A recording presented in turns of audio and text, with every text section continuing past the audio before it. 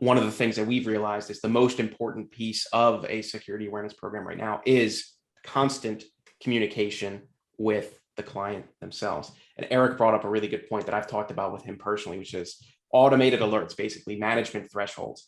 That's just another piece of communicating with your client regularly. You need to know when should you talk with your client and why should you talk with them, and your platforms basically should take care of that for you.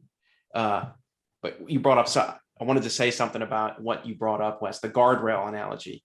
I have heard this before. It's like, if you want a client to be completely secure, it's like, great, turn off all their computers. It's like, that's the extent to which you'd have to go. So it's not about completely removing risk, because it's never going to be feasible. It's about being responsible with the risk you decide to tolerate and removing the risk that you can.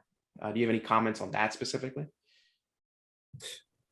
Go ahead, Reg. Me? Yeah. So I just wanted to back up the statement that the awareness piece of this is really a smaller part of a big picture. And I like that. I think that is important context that, and maybe one of the reasons that it becomes adversarial is because we're focusing too heavily on that rather than how that fits into the overall system of risk management. And so I think it was Wes that just said it. That's really important, that this is not only are we here only to protect the business and the vision and the mission of the company, and nothing else really matters. That's why we're here.